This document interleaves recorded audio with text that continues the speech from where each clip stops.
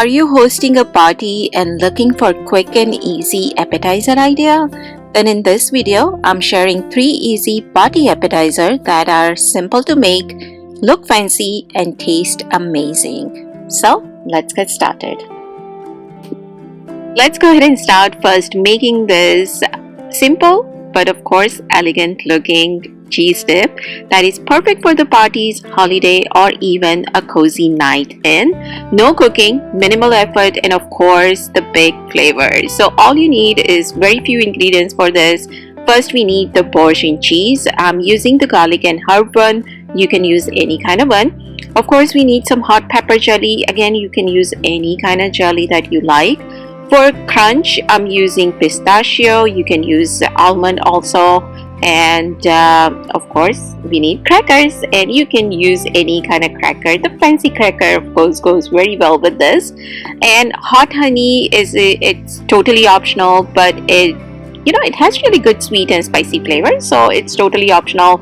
If you don't want to add it, that's fine, but it tastes really good. So what we're gonna do first, and you can use the same plate that you want to serve this cheese dip in, right?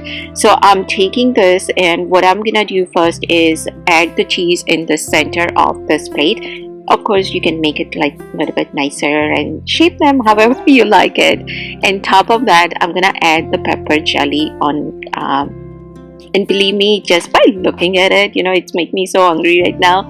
Just want to make it. It takes hardly 5 minutes to make it. So when next time, if you have a potluck or the guest is coming, as you can see, it's not gonna take you that long, and it tastes so good. Especially it is so versatile, right? You can use any kind of jelly, but with the pepper jelly, especially in the winter months, it tastes really good. All I'm gonna do is just add some pistachio on top, and as I mentioned, you can add some hot honey and just serve it with the cracker, and that's about it, guys. It cannot get easier than this. It's a creamy cheese, heat from the pepper jelly, crunch from the pistachio, and the sweet kick from the hot honey. So if you are hosting or just want easy snacks, you have to try this. And like I say, it takes hardly 5 minutes to make this. So if you have an unexpected guest comes, you can just serve this, and I'm sure everyone will love this. So definitely try this recipe. I'm sure you guys will love it. So here, as you can see, kids could not wait until I make all 3 appetizers, so they started eating that cheese dip. But anyways, let's go ahead and make our second appetizer, which is bruschetta. Now bruschetta is such a easy, delicious recipe. I remember there was one Italian restaurant that we used to go to all the time, and every time I go there, I always used to order that because it was such a nice, like a fresh flavors, and the crunch from the bread itself tastes so good. So for that, what we need is cherry tomatoes. Now here I'm using the different color one. You can use any kind of small cherry tomatoes. You want to drizzle some olive oil, add salt to taste, as well as the fresh crushed black pepper, as well as the red crushed pepper. And here I also add some garlic. Now garlic is up to you. If you are not a big fan of it, you can just add maybe 1 or 2 cloves. That's fine. I add about 6 or 7 of them because I love the flavor of garlic. We're gonna mix everything and put it in the oven on 350 degrees for about 5 to 7 minutes, because we just want to make sure that the tomato get cooked a little bit. Meanwhile, here I do have the baguettes. Now at my grocery store, I can get the baguettes that it's already been pre-cut like this. In case if you don't find that, you can just buy the big loaf of it and just cut them into the pieces, and that should be fine. Now what I'm gonna do with them is I do have this fresh mozzarella marinated in oil. So there is olive oil, there is peppers and the garlic in there. So it tastes really good, right? Because the cheese itself got marinated into all that. So the cheese, when you bite into it, will have lots of flavors. So that's the reason I'm using that. So I'm gonna use that oil because the oil already has lots of flavor in it, right? So I'm gonna add that on top of this bread because I want to make sure that the bread get crunchy from both sides. Now let's say if you don't find this cheese that I have here, you can just use the simple olive oil or any kind of oil that you want it, because we want to make sure first that the bread get crunchy from both sides. So I'm gonna go ahead and add that, and then I'm gonna transfer them into this oven safe plate, and we're gonna put this in the oven for hardly less than 5 minutes. So after a couple of minutes, you want to go and flip them on the other side so it get crunchy on both sides as well. Again, all these three recipe, even this one also, as you can see, very easy to make, especially when you have a get together, you know, when you want to serve really good fresh appetizer. This is the best recipe for that.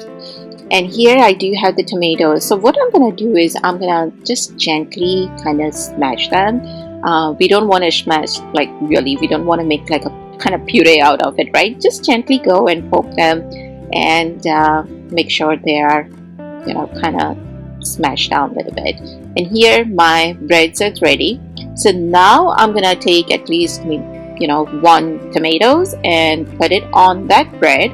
So that's why it is really important to use the cherry tomatoes, because cherry tomatoes are small and that fit perfectly on this bread itself. So that's why it's really important. Of course, if you don't find the cherry tomatoes, you can use the big one, but then, you know, the big one usually ooze out lots of oil, water, so that's why I'm not a big fan of it, and I just really like this small one. So I'm gonna go ahead and add that first on all the bread that we have. And next, the cheese that we had it, I cut them into small cubes, and that's now I'm gonna go ahead and add that on each and every single piece of bread here. Again, we're gonna put this in the oven on 350 degree for again maybe just a couple of minutes, because at this point, you know, we just want to make sure that cheese get melted. So I would say up to this point you can keep all the things ready before the guests come. So when they come, all you need to do is assemble everything, put it in the oven, and there you go, the bruschetta is ready. Of course, I'm gonna go ahead and garnish that with some fresh basil, because again, with the fresh basil, it tastes really good. It's just a freshness that added to this bruschetta also take it to the next level. So I'm gonna go ahead and do that, and you can serve it exactly how I'm serving here on the chopping board. It's really good, looks really nice, you know. And this is totally optional, but I'm gonna drizzle also some glaze. This is balsamic vinegar, and I'm just gonna drizzle that on just a few of them because my kids are not big fan of that, but I really like the flavor of this. It is like a little bit tangy but a little bit sweet also. So I'm just gonna go ahead and add that on top, and there you go guys, our bruschetta is ready. Try this recipe and let me know what you guys think of this. Last but not the least, let's go ahead and make Phyllo cup with the vegetable cream cheese. Now let's say you make this appetizer and you have some leftover, which I hardly doubt it. Even the next day it will stay crunchy. So for that we need some cream cheese. Now make sure that you use the room temperature cream cheese, because otherwise it's going to be really hard for you to combine both of this cheese. And also we need some cheddar cheese. Here I do have some buffalo wing hot sauce flavor cheddar cheese.